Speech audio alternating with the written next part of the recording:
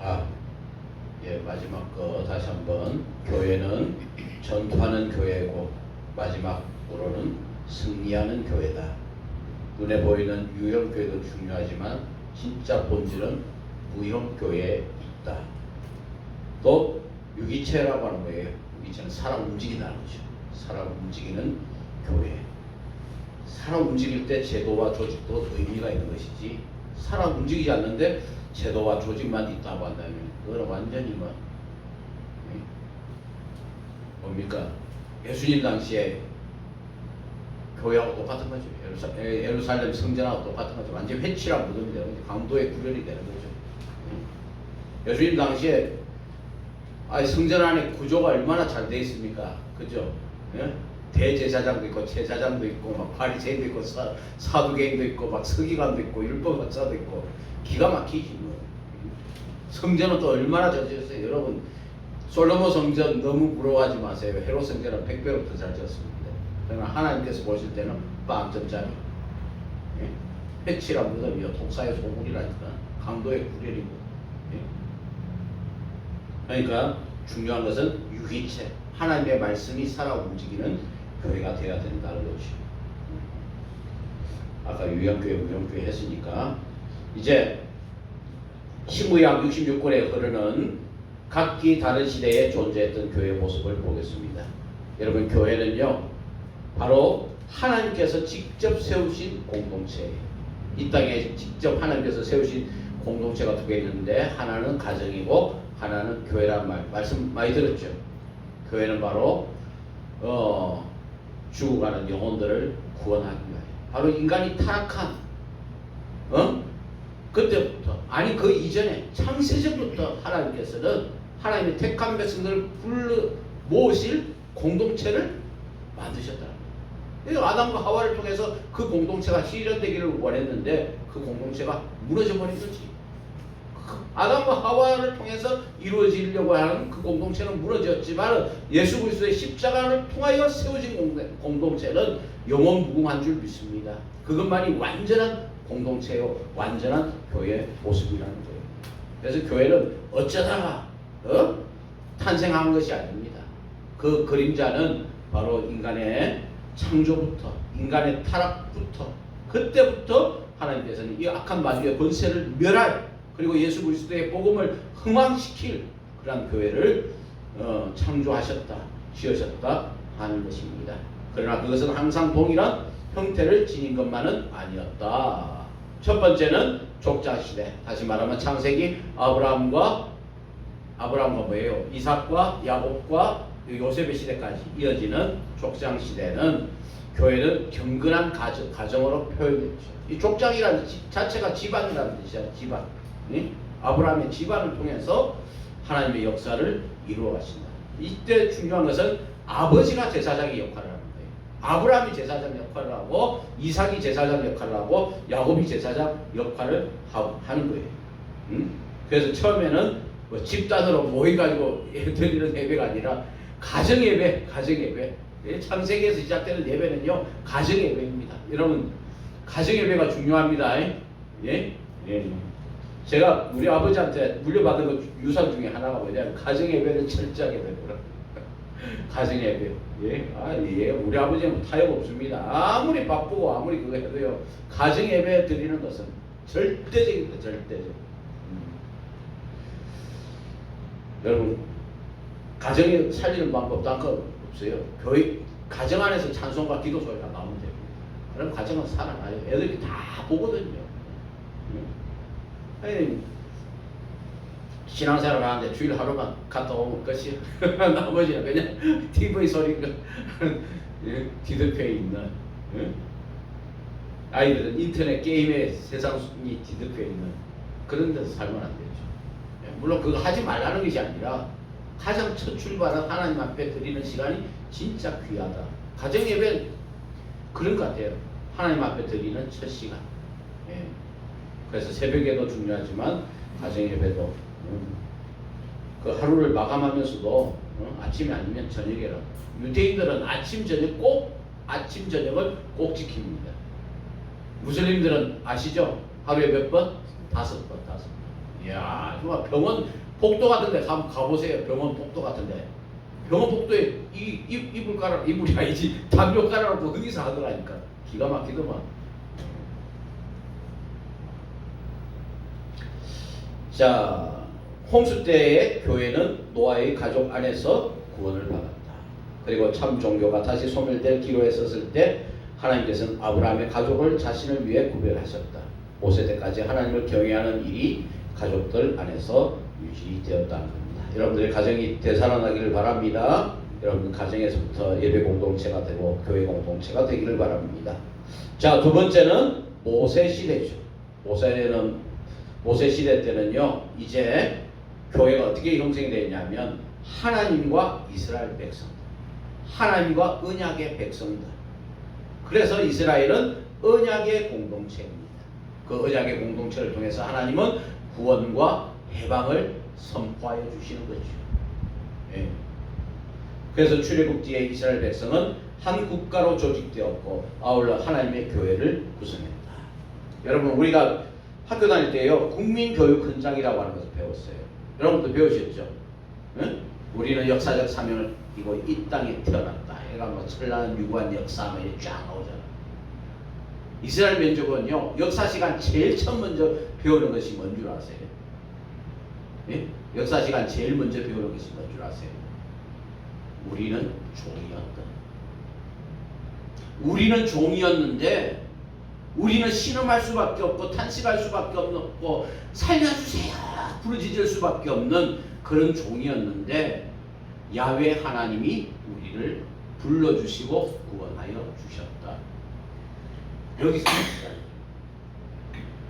그러니까 그들의 신앙은 신본주의가 안 될래야 안 될 수가 없는 거예요. 우리나라는 찬란하고 유구한 역사를 누가 만들었어요? 인간이 다 만들어나는 거지. 그러니까 인본주의로 흘러가는 것이고요. 이스라엘 역사, 제가 요즘 쉐마에 관해서 계속 공부를 하고 있거든요. 그 쉐마의 교육이 뭐냐 하면 낮고 낮은 우리를 높고 높은 하나님이 건져주시지 않으면 우리는 아무것도 아니다. 진토와 같다, 먼지와 같다, 없어질 황무지와 같다. 그러나 그 높은 하나님이 우리를 건져주셨다. 이 모세잖아요. 이게 출애굽의 역사잖아요. 하나님 은혜도 마찬가지잖아요. 내가 뭔가 좀 된다고 생각하면 거기에서 우리 신앙은 흔들릴 수밖에 없어요. 여러분들이 접대용으로 그런 말씀을 합니다만은 불의 종, 능력의 종 너무 그렇게 하지 마세요. 종은요, 종론밖에 없어요. 하나님의 종은요, 종론밖에 없다니까. 그래서 제가 장로님들한테도 기도할 때 그렇게 이야기를 해요. 아, 주의 종이 자꾸 종하지 마세요. 종은 하나님과 나와의 관계 속에서 종이라고 하는 거지 다른 사람이 붙이는 칭호가 아닙니다. 종은요. 네? 하나님과 나와의 관계 속에서 그분 앞에서 나는 종이라고 이야기하지. 사도 바울 종님 종놈하니까 어떤 걸로 또 미안합니다. 종님이라고 붙이는 거야. 종은 종놈밖에 없다니까요. 하나님 앞에서 나는 믿고 납고 미천한 종놈이에요. 그게 호칭이 아닙니다.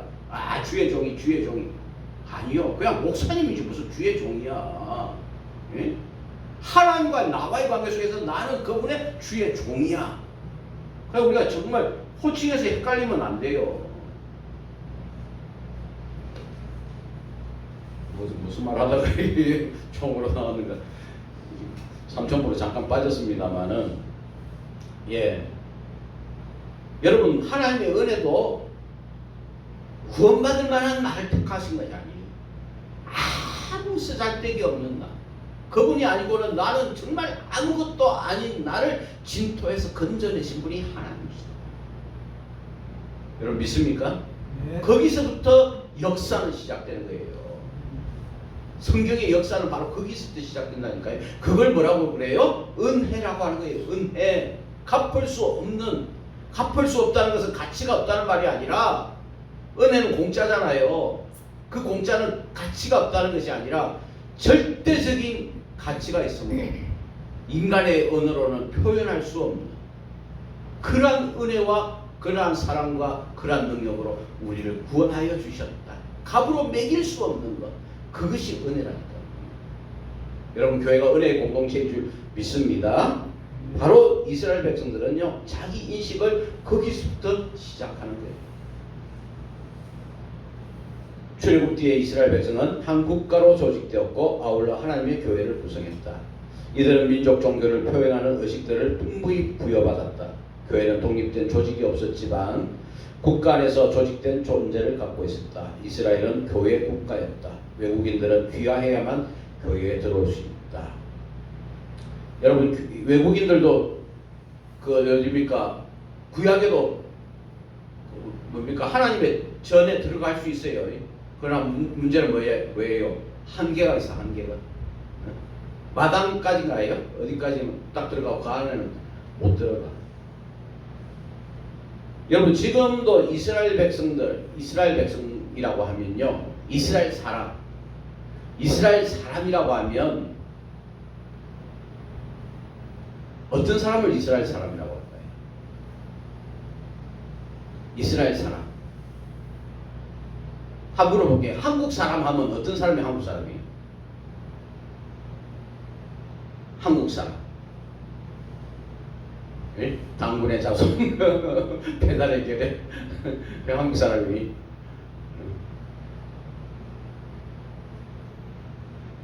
여러분 이스라엘 민족 가만 보세요. 유태인들이라고 하는데 아무 짭짭한 유태인도 있다. 중국 사람 같이 생긴 유태인도 있다. 또 백인 유태인도 있어요. 그리고 진짜 유태인 같이 생긴 유태인도 있어요. 어떻게 그렇게 될 수가 있을까요? 유태인인데. 유태인들은요 엄마가 유태인일 때 유태인입니다. 아빠가 아니에요. 아빠 혈통이 아닙니다. 이스라엘 사람들에게 중요한 것은 엄마의 혈통이에요. 왜냐하면 엄마가 아이한테 쉐마 교육을 시킨 거예요.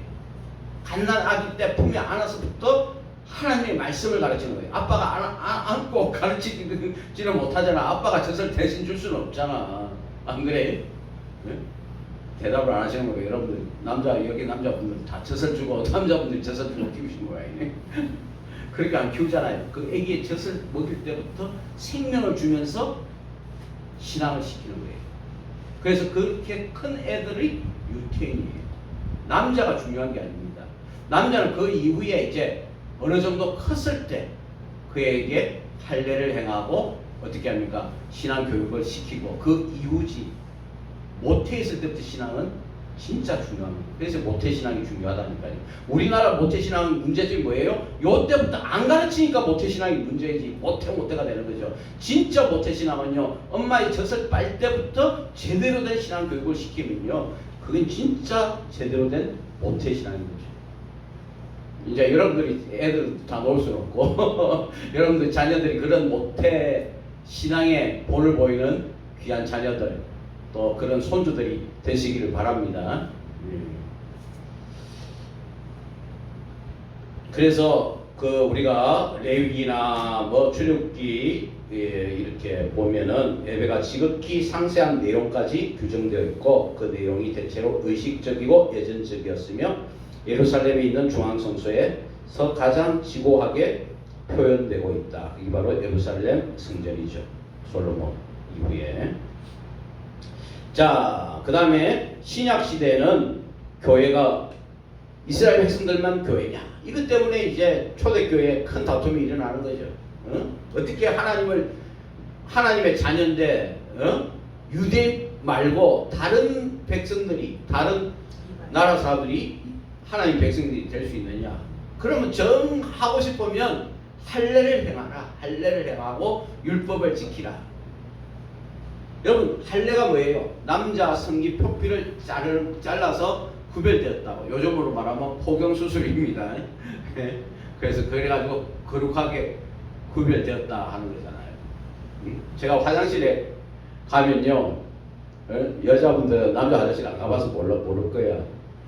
딱 뭐라고 변기 앞에 적혀있냐면 남자가 흘리지 말아야 될 것은 눈물뿐만 아닙니다. 뭐 이런 내용이 적혀 있어. 다시 말하면 청조전을 잘해가지고 해야 청소하는 아줌마가 애를 안 쓴다 이거지. 청조전을 잘해라. 거기다가 또 요즘에 뭡니까 벌을 또 한 마리 딱 쏘아놨어. 벌을 한 마리 딱 세개다가 거기에다 조주를 하라고 이렇게 했어요. 여자 화장실에 그거 없죠.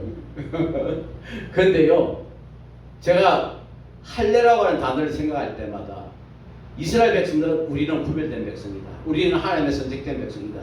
하나님이 구별되고 선택된 백성이기 때문에 내가 죄 짓지 말고 세상을 함부로 살지 말고 정말 제대로 살아야지 하잖아요.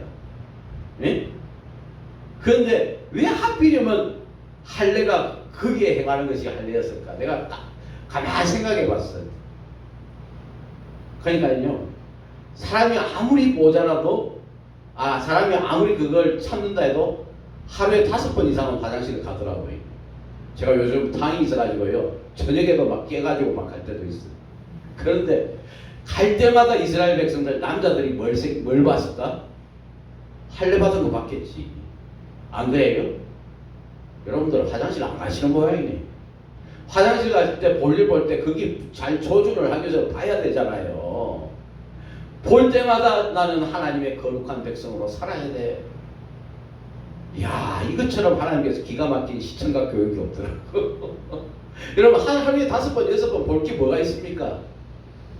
근데 그렇게 조준을 잘 못하면 청소하는 아줌마한테 혼난다니까. 응?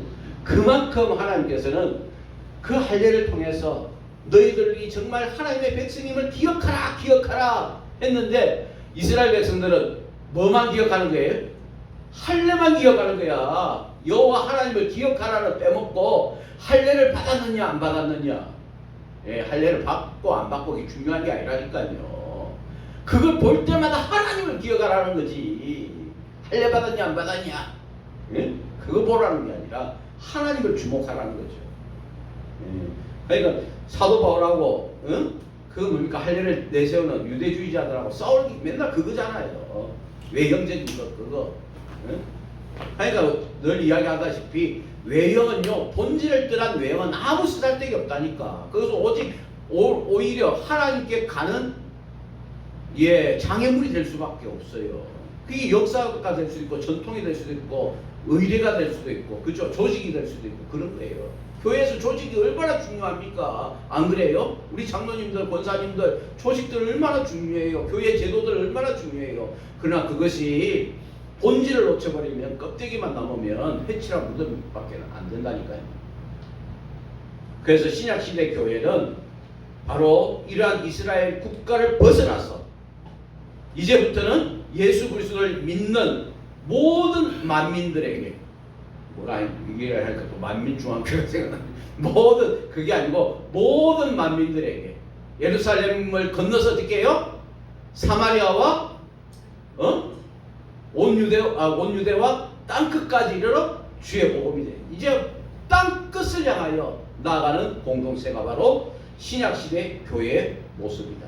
그래서 신약시대 교회 모습은 성령 공동체요, 복음 공동체요, 예수 그리스도의 핏값으로 사신 구속사적 공동체다. 그래서 교회는요, 날마다 확장되어야 합니다. 땅끝까지 확장되어야 합니다. 땅끝까지 확장되는 그 선교에, 또한 구원의 복음에 목숨 거는 교회가 살아있는 교회고 전투하는 교회고 하나님 기뻐하시는 교회다 하는 것입니다. 그래서 과거의 의식적 예배, 그게 중요한 게 아니라 신약의 교회는 정말 그것도 우리가 형식도 중요하지만은 정말 영적인 예배가 되어야 됩니다. 영과 진리로 드리는 예배가 되어야 된다 하는 것입니다. 예, 그 다음에 교회의 속성. 예, 로마 가톨릭 교회는 한 정점을 중심으로 해서 피라미드 구조로 교회 통일성을 이루려고 합니다. 그죠? 예? 정점이 있습니다. 그 정점이 뭐예요? 로마 교화. 예? 그거 중점으로 이렇게 쫙 뭡니까? 예? 피라미드 구조. 또 어떻게 보면 동심원적 구조라고도 할 수 있죠. 가운데 교황이 있고 그 옆에 그 밑에 이제 대사제가 있을 것이고 대주교가 있을 것이고 주교가 있을 것이고 이런 철저한 계급주의적인 그것이 교회의 통일성이라고 한다면, 개신교의 통일성은 그런 성적 위계 제도가 아니라 영적인 성격을 지닌다. 즉 예수 그리스도 안에서 통일성을 이루는 거다.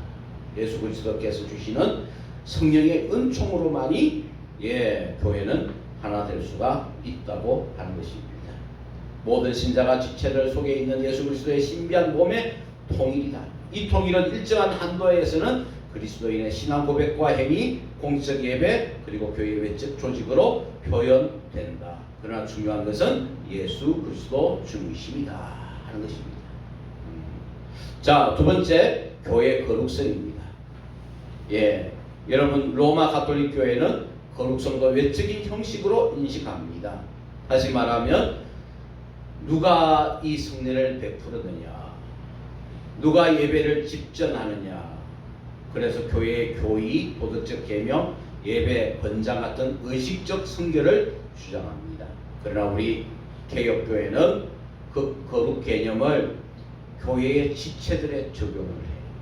다시 말하면 하나님의 부르심을 받은 하나님의 사람이 거룩하다. 하나님의 사람이 거룩하기 위해서는 하나님이 거룩하다는 말이죠. 사람으로부터 출발하는 것이 아닙니다.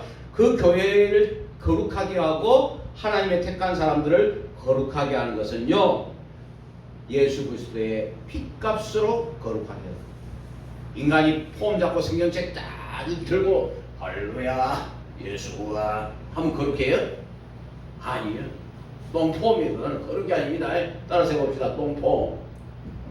교회에서 똥폼이 거룩으로 통해? 아니요. 어떤 분은 막 걸음거리고 이렇게 걸어. 너 왜 그렇게 걷냐? 거룩하게 보이잖아. 이 거룩이에요? 아니. 외형적인 것은 없어도 됩니다. 안 해도 돼요. 진짜 거룩은 뭐냐? 날마다 예수 그리스도를 닮아가고자 하는 마음, 이 심령, 그분이 거룩함으로 우리가 거룩한 겁니다. 그래서 저는 집사 장로보다 더 좋은 호칭은 성도라고 생각합니다. 여러분 천국에 갈 때요, 집사 장로 우선순위 따져가지고 그렇게 천국 가요? 아니요. 예수 그리스도의 보혈로 거룩하게 되었느냐, 예수 그리스도의 보혈로 깨끗하게 씻었느냐. 저는 거룩한 폼을 많이 잡았는데요, 거룩한 폼이 아니라니까. 교회가 정말 거룩하기 위해서는요, 성도의 믿음이 거룩해야 돼요. 신앙의 자세가 거룩해야 돼요. 하나님을 경외함이 거룩해야 돼요. 그래서 눈에 보이는 객관적인 것이 거룩의 전부가 아니라 정말 우리 속에 있는 진짜 주관적인, 우리 한 사람 한 사람이 하나님과의 관계성 속에 있는 그 거룩이 회복되어야 할 줄 믿습니다. 자, 뒷장 가볼까요? 그 다음에 교회 보편서. 여러분 우리가 신앙 고백을 할 때마다 고백하는 것이 하나가 있습니다. 그게 뭐냐면 거룩한 공교회가 하나 되는 것을 믿습니다. 고백해요, 안 해요? 예? 근데 그 카톨릭도 그 공교회가 하나 되는 것을 믿어요. 근데 거기에서 말하는 것은 아까도 이야기했지만 피라미드 구조 속에 있는 카톨릭 교회를 의미합니다. 그러나 우리는 공교회라고 하는 것은, 공교회가 하나님 안에서 하나 된 것을 믿는다고 할 때는 뭐냐면 그리스도 안에서 예수 그리스도의 핏값으로 산 사람들은 하나님 안에서 한 형제요 자매다는 거예요. 네 교회 내 교회가 없다는 거예요. 정말 나는 안타까운 게 뭐냐면 교인 끌어모으기, 물불을 안 가리고 교인 끌어모으기. 세상 사람들 보면 비웃어요, 비웃어. 지그들끼리 뭐 하는 짓이야? 교인 경쟁을 해야 되는 게 아니라 정말 한국 교회가 정말 이 시대 속에서 끼어있는 교회, 하나님께 영광 돌리는 교회가 되기 위해서는요, 우리가 정말 그리스도의 사랑과 은혜 가운데 하나된 모습들을 보여줘야 돼요. 이 교회 내 교회가 아니에요. 여러분 옆에 교회 잘 되면 박수 쳐줘야 돼요, 안 쳐줘야 돼요? 예? 안 쳐주는 모양이네요, 여기는. 예? 쳐주시길 바랍니다. 옆에 교회 부흥한다.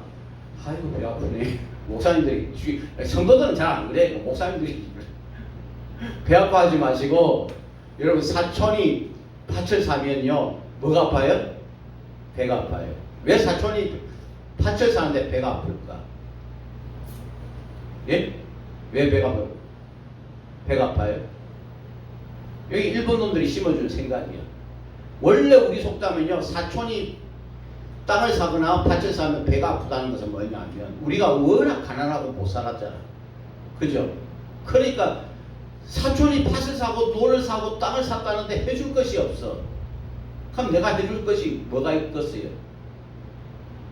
아무것도 없는데 뭐를 해줄 수 있어?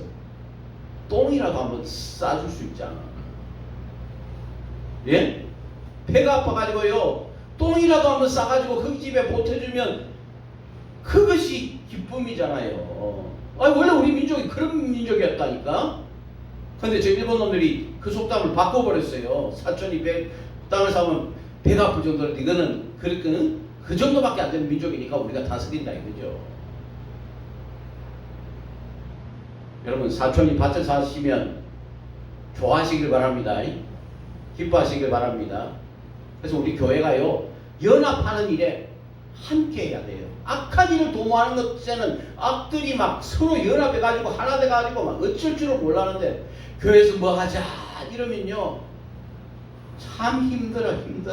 교회 연합 일을 하시는 분들 보면 우리 교회는 막 바쁜데 뭐 아이고 뭐 저 목사님한테 우리가 뭐 하려고 하는데 뭐 이러면 안 된다니까. 우리가 교회가 하나가 되기 위해서는 연합해서 선한 싸움을 싸우고 하나님께 영광 돌리는 일에는 하나 되고 구미가 성시화되는 일에는 하나가 되고 내가 정말 우리 뭡니까 무슨 기도팀이에요? 우리 목사님 기도팀 예? 바울 기도팀이나 또 뭐지 카리스 우리 목회자들 기도 모임할 때마다 아이고 내가 속으로 그래요. 이런 인간적인 마음이 들어. 시급교회들은 처음 지지 쪼매내가지고 무슨 기도만 했다 하면 딴 거 기도 안 해도 구미의 성시화시키시고 구미가 예수 그리스도를 믿게 하시고 구미가 정말 하나님을 경외하는 도시가 되게 하시고 이런 기도를 한다니까. 여러분 이 공교회. 아니 우리가 지금 기도할 제목이 오죽 많어. 하나님이 이번 주에 한 성도라도 보내주시면 감개무량의 소리다. 요 기도가 터져나와야 될 거 아니야. 맨날 탄식하고 신음하는 우리 성도 한 사람만 살려주면 하나님 영광 대영광입니다. 요 기도할 제목들이 얼마나 많아요. 근데 우리 목회자들이 모여가지고 구미시를 위해서 기도한다니까. 지금 교회도 살기가 힘들면서. 근데 하나님이 기뻐하실까 안 기뻐하실까? 기뻐하신다니까요. 그래서 우리가 큰 교회 뭐 대형 교회 부럽지 않습니다. 예? 그분들이 모여가지고 얼마나 구미시를 위해서 형식적으로는 기도할지는 모르겠습니다만은 우리는 그냥 누가 봐주든 안 봐주든 구미를 살려주시옵소서. 구미가 살 때 우리도 살고 우리 교회들도 다 살잖아요. 이게 공교회예요. 우리가 사도신경은 뻔질나게 뭡니까? 사도신경 어떻게 갑자기 하다 보니까 잊어버렸네. 사도신경 할 때마다 그러잖아. 성령을 믿사하며 거룩한 공예와 성도가 서로 교통하는 것과 말은 뻔질나게 해. 그러면서 속으로는 뭐예요? 우리 교회만 개교회 중심. 아니요. 지금이야말로 연합할 때입니다. 선한 세력들이 모여가지고 악한 대적을 물리치고 하나님께 영광을 돌려야 될 때라니까. 광화문에서 우리 정광훈 목사님 중심으로 뭉치는 것도 중요하지만은 진짜 중요한 것은 뭐냐? 우리 끼어있는 사람들이 교회가 작은 교회들이라도 연합해서 함께 잘해봅시다. 예? 그 자세가 중요하다고. 제가 오늘 그 합동측 목사님들 7분이 그 성원교회 아시죠? 성원교회 목사님 주동해가지고 기독교 강요를 공부하는 팀에 제가 오늘 합류를 했어요. 그랬더니 그 합동측 목사님 그러더라고요. 와, 통합측 목사님 올 줄 몰랐습니다. 아니 통합적 목사님은 별다른 어디 똑같은 목사님인데 그냥 벌써부터 우리의 마음속에 담이 있다니까. 이놈 교파주의가 사람의 담을 가른다니까. 우리는 다 칼빈의 기독교 강요를 통해서 그리스도 안에서 하나 되면 얼마나 국민을 살리는 일에 귀한 역할을 하겠습니까? 이러면서 우리는 공교회를 잊지 맙시다. 카톨릭만 공교회가 아니라 우리도 교회 안에서 어떻게 본교회 안에서 서로 소통하자고, 서로 교통하는 것을 믿습니다 하잖아. 말만 그렇게 하지 말고 정말 이 시대야말로 교회가 그리스도 안에서 하나가 되어야 될 때다 하는 것입니다. 자, 그 다음에 교회의 독특한 표지들. 여러분, 교회가 교회되기 위해서는요, 요 세 가지가 반드시 진행되어야 됩니다. 교회 세 가지 표지. 첫 번째, 한번 빨간 것이 읽어봅시다. 시작. 하나님의 말씀에 참된 선포. 교회가 말씀에 대한 참된 선포가 이루어지지 않으면 교회가 교회되지 못합니다. 여러분, 말씀에 참된 선포가 되기 위해서는 어떻게 될까요? 말씀을 깊이 묵상해야 되겠죠. 말씀에 대한 역사적인 맥락을 알아야 됩니다. 나는 제일 무서운 사람이 뭐냐 하면 성령 받았다고, 자기는 은혜 받았다고, 자기는 성경 아무 때나 펼치면 설교가 툭 튀어나온다. 여러분, 그것은 정말 위험한 생각입니다. 거기서 2단이고 3단이고 다 튀어나온다니까요. 여러분, 하나님의 영감이 필요하죠. 그죠? 설교하기 위해서는. 그러나 하나님의 영감과 더불어서 바른 해석이 무엇인가? 지금까지 성경은 어떤 식으로 해석을 해왔는가 하는 철저한 공부가 뒷받침돼야 돼요. 그러지 않으면 위험합니다. 그래서 신학을 제대로 잘 배우셔야 된다니까요. 여러분, 여기 와서라도 결석하지 마시고 잘 배우시길 바랍니다. 그래야 우리가 하나님의 말씀을 제대로 잘 증거할 수 있죠. 하나님의 말씀을 제대로 잘 증거해서 한 사람 한 사람 바로 세우는 것, 그것이 우리의 보람 아니겠습니까? 예? 자, 두 번째는 뭐냐면 성령의 바른 집전입니다. 여러분, 기도원과 어떤 분이 그러더라고요. 기도원하고 교회하고 차이점이 뭐냐고. 기도원에는 예배를 갖다가 막 기도하니까 막 3시간 4시간 드리는 기도원도 있더라고요. 예? 그러니까 교회는 딱 1시간 예배 드리잖아요. 보통 우리 한국 교회는. 그럼 기도원하고 교회하고 차이점이 뭐예요? 기도원 예배와 교회 예배와의 차이점. 만약 기도원이 그걸 하면은 기도원 차원을 뛰어넘어서 교회일 수가 있어요. 이게 뭘까요? 기도원은 성만찬을 안 합니다. 하면 안 돼요. 하나님 앞에 예배 드리는 이 예배를 통해서 성만찬을 하는 거죠. 만약에 기도원인데 교회를 하면서 성만찬을 하잖아요. 그런 교회 있죠, 그죠? 교회면 요새 그런 교회들 많잖아. 기도원이면서 교회를 하는 거. 기도원이기 때문에 성만찬을 하는 것이 아니라 교회이기 때문에 성만찬을 하는 것입니다. 이걸 잘 알아둬야 돼요. 교회의 기능이지 기도원의 기능이 아니다. 그리고 또 한 가지 말씀드리고 싶은 것은 예배와 집회의 차이점이에요. 어떤 분은 예배라고 그러고 어떤 사람은 또 집회 가자고 그러고 그러죠. 예배와 집회의 차이점이에요. 예배는요, 철저하게 하나님 중심, 하나님께 영광을 올려드립니다. 하나님께 영광을 올려드립니다. 예배가 사람을 만족을 구하면 안 돼요. 집회는 뭐냐? 그 하나님을 만난 기쁨과 감격을 사람들에게 어떻게 해요? 전함으로 말미암아 한 사람이라도 더 전도하고 한 사람이라도 더 어떻게 해요? 예수 믿게 만드는 것. 물론 다 중요하죠. 그죠? 그러나 집회의 성격은 그게 더 강하다는 거죠. 하나님 믿은 그 은혜를 나누는 것. 하나님 믿는 그 은혜를 증거함으로 한 생명이라도 더 구원하는 것. 여러분, 한 생명 구원하는 거 중요해요, 안 중요해요? 중요하지만 예배는 그보다 더 중요한 것은 하나님을 경외하는 거예요. 다 같은 맥락이지만 집회는 뭐냐? 한 생명이라도 더 구원해서 특히 뭡니까? 전도 집회를 많이 하잖아. 전도 집회에서 중요한 것은 한 생명 한 생명을 구원하는 것이 정말 하나님 믿은 우리의 사명이기 때문에 어떻게든지, 그러니까 집회를 할 때는요, 재미있는 이야기를 해도 되고 이게 뭡니까? 우선 이야기를 해도 뭐지? 한 생명을 구하는 게 중요하지. 그러니까 예배는요, 우리 정말 개신교 예배가 조심해야 될 건 뭐냐면 예배는 유머 시간이 아닙니다. 개그하는 시간이 아니에요.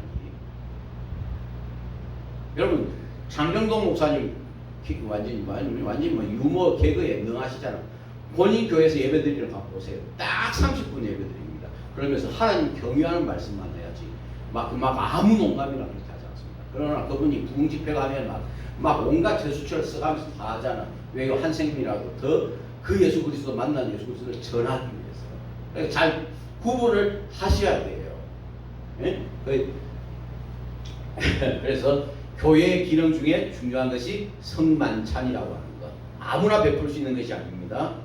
예? 로마 교회의 견해와 달리 성례는 하나님의 말씀과 떼놓을 수 없다. 로마 교회는 성만찬 자체를 중요시 여기지만 우리 개신교회에서는 성례는 하나님의 말씀과 떼놓을 수 없다. 지난주에도 이야기했던 것 복습 한번 합시다. 성만찬에는 크게 네 종류가 있습니다. 첫 번째는 뭐냐 하면 화채설이에요. 다시 말하면 성만찬을 베품으로 말미암아 이 떡과 잔이 뭐가 된다? 예수님의 살과 피가 실제로 된다. 그래서 가톨릭 교회에서는 잔을 나눠줘야 안 나눠줘요? 떡은 줍니다. 그죠? 안 떨어지게끔 부스레기 안 나게끔 스티로폴로 된 이걸 줘요. 우리 개신교회도 지금 많이 하고 있습니다. 그죠? 그러나 그 가톨릭이 아닙니다. 원래 성만찬 할 때 그 떡을 하는 게 좋아요. 근데 가톨릭 교회는 뭘 안 줘요? 잔을 안 줘. 왜 잔을 안 줄까?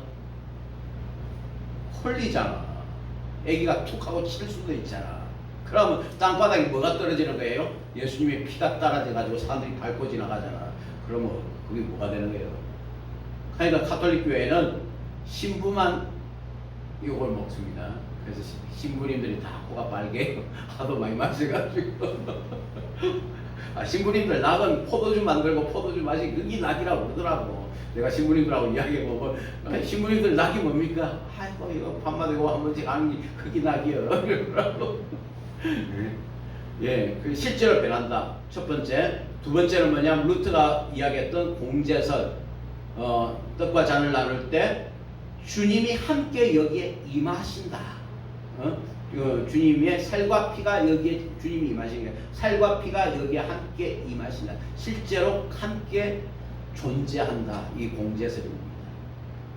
그런데 또 여기는 너무 이렇게 이쪽으로 갔다면 또 정반대는 뭐냐면 스빙글리가 한 것은 그 뭡니까? 기념설이에요. 나를 기념하라고 했으니까 기념. 덜도 말고 그냥 기념하는 거. 해도 되고 안 해도 되는 거지. 기념이니까. 그러나 뭡니까? 우리 개신교회 우리 칼빈은 뭐라고 이야기를 했냐면 우리 칼빈하니까 이상하게 칼빈은 우리 장로교회 칼빈은 뭐라고 이야기했냐면 영적인 임재설, 성령의 임재설. 이 시간 성만찬 할 때 하나님의 성령이 함께 하신다.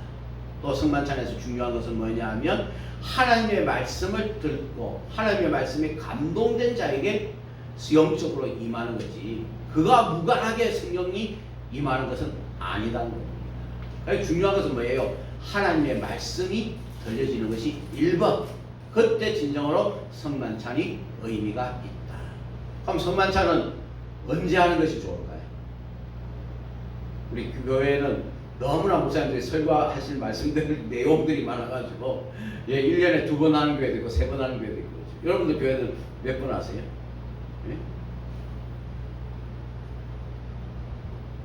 근데 칼빈은 말하기를 할 수만 있다면 많이 해라고 권면하고 있습니다. 우리가 너무나 띄엄띄엄하는 것 같아요. 저 그리스도교나 이런 데 보면 아니면 요즘 교회들도 그런 교회들이 많더라고. 매주 첫 주일은 성만찬 예배를 드린다든가 이런 경우가 많더라고요. 그래서 우리가 성만찬을 너무 소홀히 하면 성만찬을 신비화해도 안 되지만 성만찬을 너무 소홀히 해도 안 된다고 하는 거예요. 진정한 코이노니아와 진정한 나눔은요, 진정한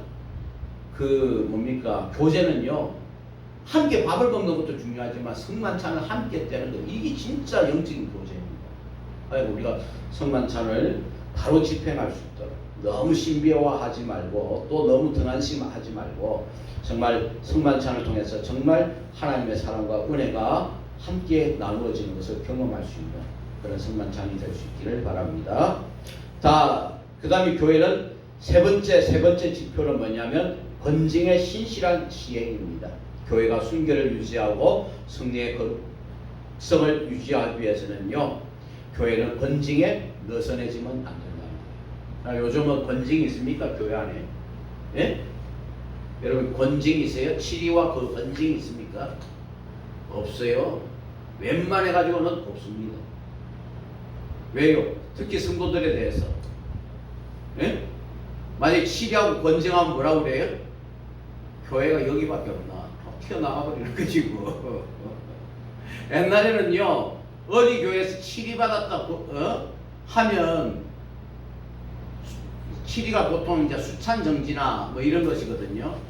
그러면 다른 교회 가도 동일하게 그분이 회복될 때까지 계속 권면합니다. 그러나 요즘은 다른 교회에서 시험 들었네, 다른 교회에서 어떻게 뭐 문제가 생겨내고 오면 우리 목사들부터 조심해야 돼요. 어서 하면 안 된다니까요. 무슨 권징이 있고 무슨 치리가 필요하겠어. 이 교회에서 난리 구슬 피워놨는데 저 교회 가가지고 대접받는데 무슨 권징이 있고 무슨 치리가 먹혀 들어가겠어요. 그러니까 우리가 교회가 정말 악한 일들은 그만두게 만들고 교회를 어지럽게 하는 일들은 과감하게 끊을 수 있는 이 권징들이나 또 이런 것들이 신실하게 시행되기 위해서는 일단은 우리 목회자들부터 잘 해야죠. 목회자부터 엉망인데 단상 보고 잘하라고 손가락질하면 똥 묻은 개가 병 묻은 개 나무라는 것밖에 더 되겠어요. 그러니까 교회가 바로 되기 위해서는 하나님의 말씀의 선포, 승리의 바른 집행, 권징의 신실한 시행이 함께 이루어져야 된다. 우리 조금만 더 합시다. 그 다음에 교회 정치 종류. 교회 정치에는요, 크게 5가지가 있습니다. 교황 정치, 감독 정치, 자유 정치, 조합 정치, 장로회 정치. 교황 정치는 뭐냐면 피라미드 구조, 교황을 중점으로 하는. 그 다음에 히랍 정교회도, 그리스 정교회도 마찬가지로 그 대주교를 중심으로 한 피라미드 구조이다. 감독 정치는 뭐냐면 감독이 교회를 주관하는 정치인 바, 특히 감리교회, 한국 교회 감리교회는 장로교를 너무나 많이 따라가지고 감독 정치인가 아닌가는 헷갈릴 때가 많아요. 감독 정치는 뭐냐면요, 감독을 중심으로 해서 조직이 되어 있는 거예요. 각 지역마다 감독이 다 있어요. 감독이 될 때는요, 교회 목회도 그만둬야 됩니다. 그 임기 동안은. 그리고 온전히 교회가 바르게 치리될 수 있도록 이끌어갑니다. 그래서 교회의 여러 가지 중요 사항들이 있잖아요. 중요한 논의 사항들은 교회 당회가 중요한 것이 아닙니다. 감독회에서 뭐라고 결정하느냐, 특히 감독이 뭐라고 말하느냐가 중요합니다. 그래서 분명한 오너가 있다고 하는 것. 자, 그 다음에 3번 자유정치가 있습니다. 다시 말하면 이 자유정치는 다른 회의 관할과 치리를 받지 않고 각계 지교회가 자유를 행정합니다. 행정하는 장치. 다시 말하면 우리 교회만 중요한 거예요. 어디 교파에 소속되어 있지 않고 어디 단체에 소속되어 있지 않고 우리끼리 교회를 이루면 되지 뭐 하는 거죠. 우리 한국교회에 독립교단이라고 하는 교단이 있죠. 이제 독립교단 협의회가 있잖아요. 근데 원래는 없었어요. 다 튀어져 나간 교회들이 처음에는 이 자유정치를 호방을 했습니다. 우리 교회끼리 이제 뭐 노예 구속도 받기 싫고 총회 지시도 받기 싫고 우리끼리 잘하면 되지 해가지고 목사도 어떻게 합니까? 우리 교회에서 세우고 물론 신학을 하신 분들이지만은 그렇게 세웠습니다. 그러나 지금은 이 자유정치는 한국교회에 거의 없습니다. 이제 독립교회들도 독립교단 협의회라고 하는 것을 만들어서 이제 그 독립교단 협의회에서 무슨 지시사항을 하는 것이 아니라 그들이 함께 뭡니까? 연합회를 형성해서 피차 유익한 것을 서로 세워나가는 그런 모습들은 보게 됩니다. 요즘 한국교회에서 부흥하는 데는 독립교단밖에 없는 것 같아요. 독립교단은 엄청나게 많이 퍼지고 있습니다. 예. 우리 통합측이나 우리 합동측에서도 많은 교회들이 나가가지고 이 독립교단 쪽으로 가고 있잖아요. 우리 뭡니까? 예? 한때 온누리교회가 서울 온누리교회가 이 독립교단으로 가려고 그랬죠. 최순영 회장부터 뭐 그 할렐루야 교회부터 이 독립교단으로 가고 나서 그런데 야 우리 아직까지 통합측에 남아있더라. 근데 하는 거 보면 노예 뭐 총회 이거 별로 타치를 안 받는 것 같더라고. 노예비는 엄청나게 냈다. 몇십억을 냈더만 노예비를. 아니 노예비가 아니라 노예 평양 노예비를 몇십억을 내. 그러니까 살려주는 거지. 그러니까 목사님은요 합동청 목사님 있고 합신청 목사님도 있고 통합청 목사님도 있고 그래. 지금 담임 목사님한 이재훈 목사님은 합신 출신이잖아요. 통합청하고 전혀 관계가 없습니다. 그런데 교단만 통합이야. 근데 그런 목사님들도 청각 목사님이라고 하면서도 학교를 안 가도 또 되더만. 그거 뭡니까? 서울의 사랑의 교회는 그 청각 목사 안 했다고 막 그 들고 일어나가지고 난리인데.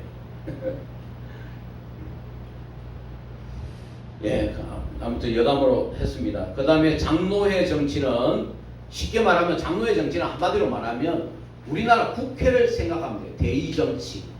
장로교에서 모든 서유럽의 정치 구조는 바로 장로 제도를 통해서 민주주의의 장로 제도를 통해서 이루어지거든요. 그게 뭐냐면 대의 정치. 다시 말하면 여러분들이 국회 가서 정치합니까? 예? 여러분들이 국회 가서 정치해요? 국회의원을 뽑아서 그분들이 가서 정치를 하잖아요. 마찬가지로 교회에서 우리 교회를 대표할 수 있는 장로들을 세우는 거예요. 장로들. 여러분 물어볼게요. 목사는 장로예요, 장로 아니에요? 예? 우리 집사님, 목사님은 장로일까요, 장로가 아닐까요? 예? 내가 목회하는 교회마다 우리 장로님들 의견은 이렇다, 우리 장로님들 의견은 이렇다. 그래서 내가 그분들한테 물어봤어요. 그럼 저한테 물어보셨습니까? 목사님이고 우리 장로들이 의견이 이렇다니까요. 목사는 장로입니다. 목사는 설교권을 가진, 권면권을 가진 장로고 동시에 함께 교회를 이끌어 나가는 역할을 하는 장로입니다. 두 개가 있습니다. 그리고 일반 장로님들은 교인들을 대표해서, 다시 말하면 장로님들은 교인들을 대표해서 교회에 발언을 하고 교회를 바르게 치리하고 세워나갈 수 있는 그 권한을 가진 치리권을 가지고 계세요. 목사님은 교회가 이렇게 한 거 아니잖아요. 목사님은 물론 교회에서 세우지만 노예에서 파송을 한 겁니다. 그건 잘 아셔야 돼요. 교회에서 이렇게 세워나가지만 노예가 보낸 겁니다. 그래서 목사는 노예 소속이에요. 노예 소속. 그래서 노예에서 교회를 이렇게 파송한 것이고, 우리 일반 장로님들은 우리 교회에 계시는 장로님들 있잖아요. 그 장로님들은 교인들이 뽑아서 이렇게 한 것이에요. 그래서 그분들이 함께 교회를 잘 이끌어 나갈 수 있는 국회 제도를 생각하시면 됩니다. 왜냐? 국회라고 하는 현대 민주주의가 이 칼빈이즘에서 나왔기 때문에, 그 스위스 제네바라고 하는 그 도시에서 이 형태를 띈 것이 바로 민주주의예요. 이게 바로 장로교 정치입니다. 근데 제가 안타까운 게 뭐냐면 가정에서도요, 네? 국회의원 교인이 있어요. 그게 뭔 줄 아세요? 국회의원 교인. 예? 그게 뭐냐면 한 집의 대표로 한 사람만 치고 아들내미 교회 가려면 야 공부할 때지 지금 교회가 올 때냐, 대학 붙고는 교회 와요. 그래, 엄마가 가서 기도 다 할게. 엄마가 가서 세게 기도하면 하나님께서 더 떨어지지. 니는 지금 공부해야지 이놈 자식아. 그럼 엄마가 아들 대신 교회 가잖아. 국회의원이 그러잖아요. 우리가 다 국회 안 가잖아요. 국회의원 뽑아서 가잖아. 여러분, 우리 가정에서 국회의원 교회이 없으시길 바랍니다. 우리 모두 다 하나님을 경외하고 하나님 예배하는 교인이 돼야지. 누구는 예배당 가고 누구는 엄마가 다 기도할 테니까 너는 공부만 해. 그러면 자식 망치는 지름길이랍니다. 예, 그 다음에 우리 정치제도의 분류 기준. 헌법은 교회 정치제도를 5가지로 분류하고 있다. 예, 이렇게 5가지로 분류하고 있고 크게는 3가지로 분류할 수도 있다 하는 것을 말씀을 드립니다. 다시 말하면 위에서 직선이냐, 위에서 직선으로 피라미드 구조냐, 아니면 여러 가지 조직을 둬가지고 수장들을 딱 둬서 그 사람들이 하느냐, 아니면 밑에서부터 민의로부터 출발하는 민주주의 형태로 교회를 운영하느냐. 그건 다 말 실수했네. 인간적인 방법이 아니라 하나님께서 어떤 방법을 좋아하실까? 그것은 인간에서부터 출발한 것이다. 제도는 다 인간에서부터 출발한 겁니다. 성경에서 이렇게 하라 그렇게 지시한 것이 아니라 성경 말씀을 기준으로 해서 우리가 이렇게 하는 것이 좋을 것 같다, 이렇게 하는 것이 하나님의 선을 이루는 것 같다 해서 교회 정치가 이루어진다 하는 것입니다.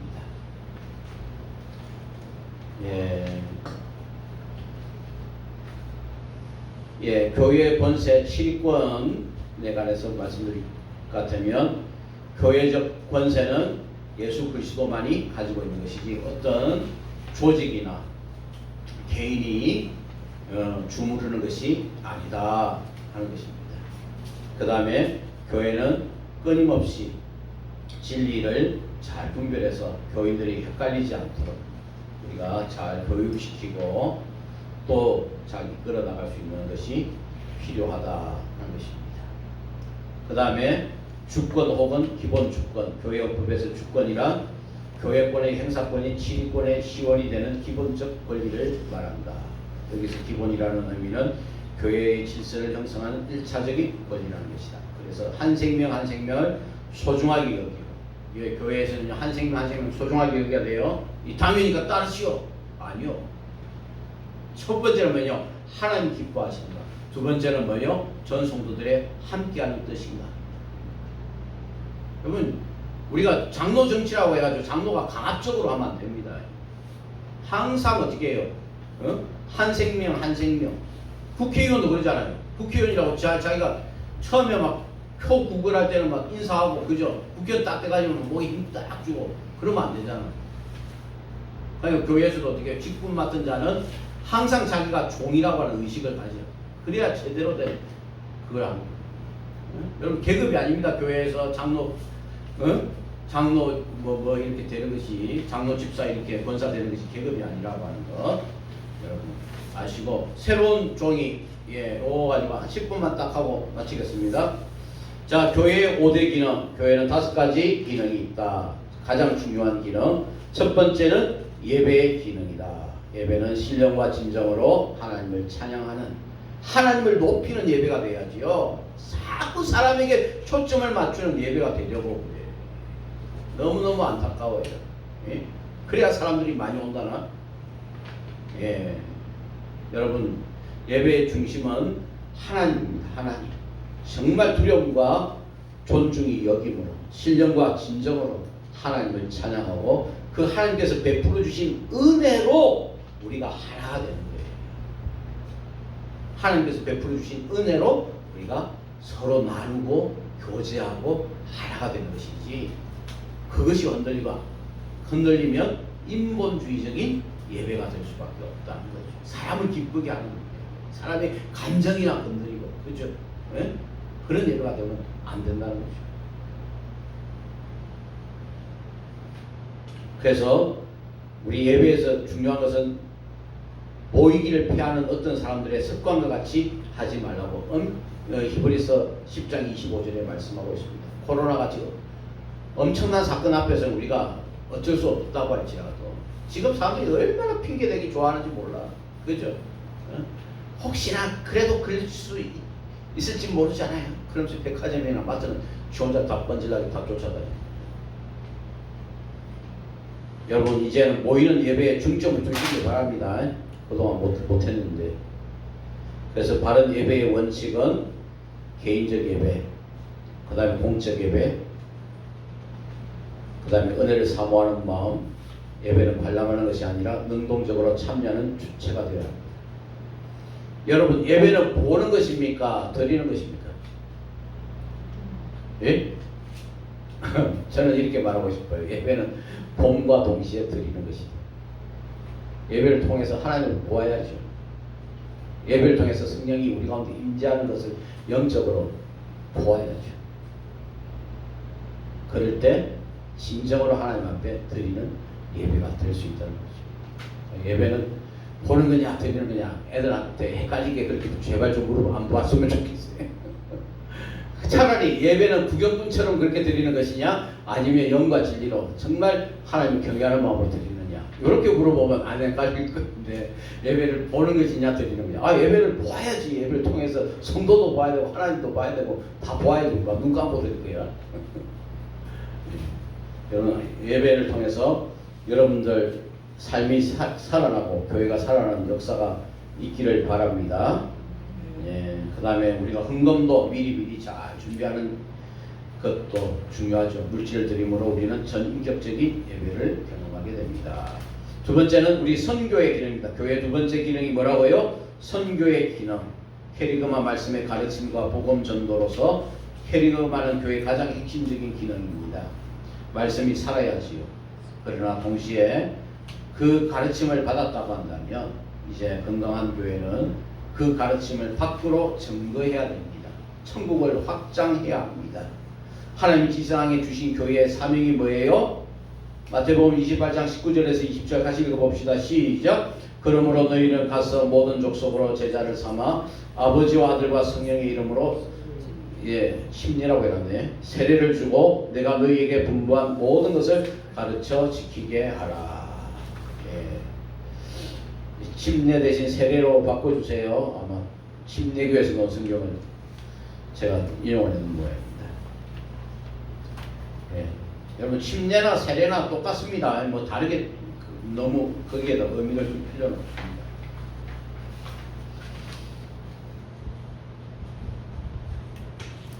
마태복음 28장 19절에도 그러므로 너희는 가서 모든 족속으로 제자를 삼으라.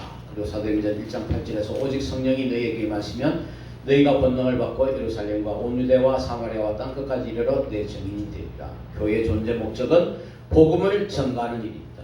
우리끼리 잘 믿고 기도 열심히 하고 그걸로 끝나면 안 돼요. 반드시 교회는 어떻게 해요? 예수 그리스도를 믿고 주로 고백했으면 그것을 확장시키는데, 교회 확장이 아닙니다. 세상에 예수 그리스도를 증거하는, 믿지 않는 자들을 구원의 방주로 건져내는 그것이 교회의 역할이다 하는 것입니다. 주님께서 명령하시는 거예요. 번유하신 것이 아니라 명령하신 거예요. 그래서 어떻게 전도해야 합니까? 같이 읽어봅시다. 첫째, 성령의 능력을 의지해야 합니다. 둘째, 모든 족속에게 열려 있어야 하고 나아가야 합니다. 셋째, 배신자들을 제자로 삼아야 합니다. 예배당 많이 끌어모으는 것이 아니라, 그거로 만족하는 것이 아니라 한 생명 한 생명 제자 삼는 교회가 되기를 바랍니다. 자, 교회의 세 번째는 교육의 기능입니다. 여러분, 말씀 증거로 끝나면 안 돼요. 말씀을 증거하는 것을 제대로 꼭꼭 씹어서 이렇게 먹여줘야죠. 설교로 끝나면 왔다 갔다리 신앙밖에 안 됩니다. 진짜 그걸 갖다가 여러분들처럼 시간을 내고 틈을 내서 하나님 말씀 배울 때 열심을 내야 돼요. 옛날 한국 교회는요, 그 사경에 한번 하면 하루에 12시간씩 했더라고. 그리고 그 사경에 하는데 보면요, 100km, 200km, 심지어 목포에서 신의주까지 걸어가서 집회를 참석하고 온 성도들도 한국 교회사에 보이고 있습니다. 근데 우리가 그런 열심히 다 사라졌어. 지금은 어디입니까? 도로 하나 넘으라 해도 안 넘잖아. 참 문제입니다. 중요한 것은 말씀 배운 것이 끝나는 것이 아니라 우리 회당의 기능처럼 바르게 교육시키는 것. 이게 중요해요. 여러분, 지금은 유럽 교회들도 많이 약해졌습니다만은 유럽의 교회가 그래도 교회를 지속할 수 있었던 것이 뭐냐면, 초등학교 교육기관에서 반드시 성경을 가르치고 교회 교육을 시킨다. 지금은 다 사라져 버렸어요. 미국도 여러분, 케네디가 집권하기 전까지는요 이게 있었습니다. 케네디 집권, 민주주의, 너무 민주주의, 인본주의 착포부터 이 다 사라졌어요. 그때부터 미국은 떠들기게 돼 있습니다. 여러분 한국 교회도 미션 학교라고 지금 성경 과목 못 가르칩니다. 선택 과목이에요. 옛날에는 저는요 미션 학교에서 10반을 맡았거든요. 그 일주일에 10시간을 의무적으로 각 반을 돌아다니면서 성경을 다 가르쳤습니다. 지금은 했다가는 애들 인권을 침범했다 가지고 잡혀가 그런 시대가 됐습니다. 미션 학교가 지금 미션 학교가 될 수 없어요. 그러니까 대안학교들이 막 세워지고 그런 거죠. 너무나 안타까운 현실입니다. 교회 안에서 여러분 공과 공부 30분 해가지고 뭐가 되겠어요? 저도 전도사 이렇게 했습니다만은 출석 부르고 애야 잘 있냐 하면 거기서 끝나 30분 후딱 지나고 적어도 학교에 정규 수업 50분은 해야지 교회 안에서도. 그러면 아마 교회 다니는 학부모들부터 반발할 거예요. 예, 빨리 안 끝마쳐준다고. 심각합니다 진짜. 자, 네 번째는 교회 기능 중에 봉사의 기능. 여러분 손발이 수고해야 돼요. 예수님을 믿었으면 기도할 때는 손이 합쳐져야 되지만은 여러분 기도할 때 손을 합치시기 바랍니다. 합장이라는 말이 좀 이상하네. 손을 합쳐서 정말 하나님 앞에 기도해야지만 전심으로 기도해야 되지만 삶을 살아갈 때는 두 손을 펴서 베풀고 섬기고 나누고 그런 삶을 살아야 될 줄 믿습니다. 자, 다섯 번째 무슨 기능요? 친교의 기능. 그래서 교회 안에서 코이노니아 이루어져요. 여러분 코이노니아 하면 교회에서 그냥 친교하면 그냥 친목회 열심히 하라 그게 아니에요. 친교는 뭐냐? 정말 우리 교회에 소외된 자가 없는가? 가난한 자가 없는가? 정말 남 모르게 눈물을 흘리는 자가 없는가? 그들 찾아가서 위로해주고 함께 해주는 정말 그들의 눈물을 닦아주는 그런 자가 필요합니다. 여러분 그 미량이라는 영화 혹시 보신 적 있으세요? 미량이라는 영화.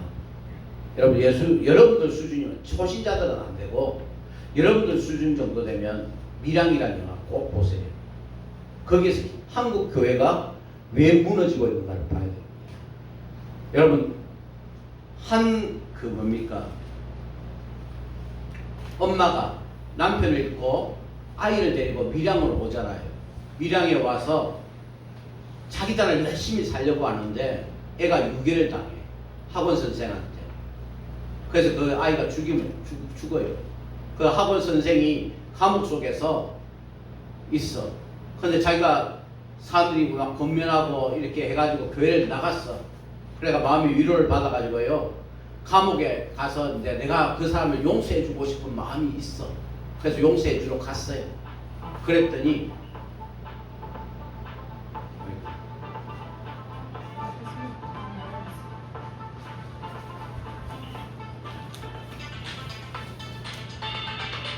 여보세요? 예. 제가 지금 강의 중이거든요. 좀 이따가. 예.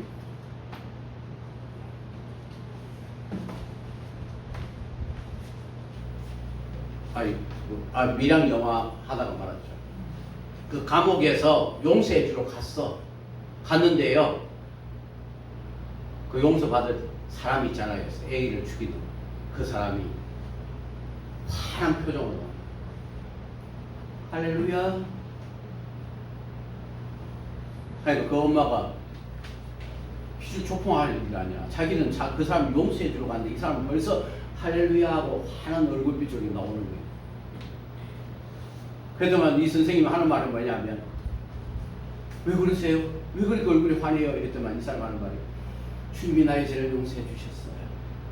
하나님의 은혜로 제가 이렇게 환하게 되었어요. 당신도 예수님 믿으세요. 이렇게 된 거예요. 그러니까 그 엄마가 뭐라고 해요? 내가 용서를 안 했는데 누가 용서를 해줘?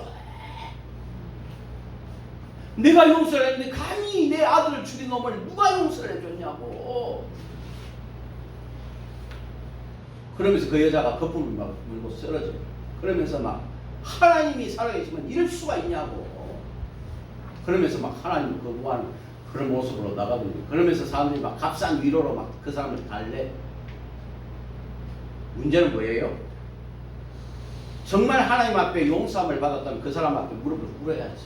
내가 죽을 죄를 지었습니다. 나를 죽여주세요. 그래야 되는 거 아니에요? 그게 진짜 회개한 모습 아닙니까?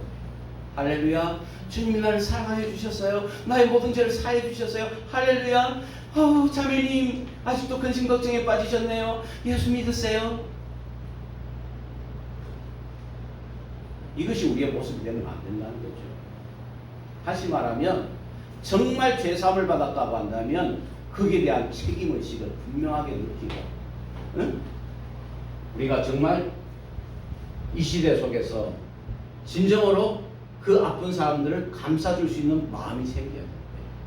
우리 교회에서 그냥 주님 사랑합니다, 주님 사랑합니다 그냥 흘러가는 멘트로 주님께서 사랑해 주세요, 주님께서 사랑해 주십니다는 그냥 입에 발린 말로 그게 아니라니까. 진짜 우리가 한 생명을 구원하여 내기 위해서는 진정한 나눔과 진정한 사귐과 진정한 친교가 있기 위해서는 내가 먼저 하나님 앞에 무릎 꿇고 내가 책임의식을 가지고 한 생명을 구원해내는 일, 이것이 우리 교회가 감당해야 될 일이다 하는 것입니다. 한 지체의 그 고통을 함께 진짜 온몸으로 느낄 수 있는 거예요. 예수 믿는 사람들 말은 얼마나 잘해. 주님이 사랑하십니다. 그 사랑을 보여줘. 주님은 우리와 함께 하십니다. 그 함께함을 진짜 보여주라니까. 그래야 교회가 살아나지. 그냥 입에 발린 말로는 안 된다는 겁니다. 여러분, 교회가 진정한 하나님의 마음을 품는 그러한 것을 통해서 진정한 섬김과 친교와 나눔이 이루어지기를 바랍니다. 그것을 세 가지로 또 줄인 것이 교회의 3대 기능이고, 사도행전 13장 1절에서 3절 말씀은 제가 설교한 내용입니다. 안디옥 교회가 왜 하나님께 칭찬받았느냐, 왜 하나님께 칭송받는 교회가 되었느냐.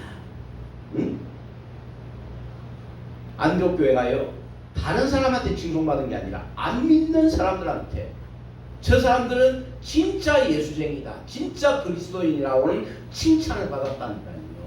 예배당 안에서만의 칭찬이 중요한 게 아니라 교회 밖에서 세상이 우리에게 칭찬할 수 있는 감동을 우리가 준비시키지 않고는 우리가 정말 세상을 변화시킬 수가 없다는 겁니다. 그래서 그 감동을 시키고 하나님 기뻐하시는 교회가 될 수 있었던 게 뭐냐?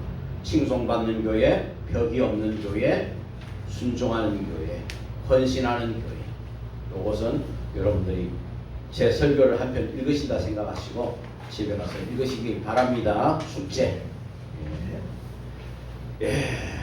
마쳤습니다. 다음 주에는요, 우리가 교회가 바로 성장하기 위해서는 균형적인 발전을 이루어야 되는데 어떤 균형적인 발전을 이룰 것인가 하는 것 하나 하고, 두 번째 시간에는 한국 교회의 모델될 만한 큰 교회가 아닙니다. 아주 작지만 보자리와 같은 교회로서 한국 교회의 놀라운 귀감을 남긴 교회와 목회자와 성도들의 모습을 여러분들한테 소개를 시켜드릴 거예요. 그래서 여러분들 다음 시간에도 귀한 은혜의 시간 되고 좋은 시간 되시길 바랍니다. 3시간 동안, 장장 2시간 반 동안 여러분 수고하셨습니다. 제가 기도하고 마치겠습니다. 하나님 아버지 감사합니다. 우리 교회가 살아나기를 원합니다. 세상 사람들의 손가락질이나 받고 또 우리끼리 담이나 쌓고 있는 교회가 아니라 세상이 변질되어가는 세상 속에서 예수 그리스도의 생명을 심고 예수 그리스도의 생명을 전하는 살아있는 교회 되게 하옵소서. 예수님 이름으로 기도드립니다. 아멘.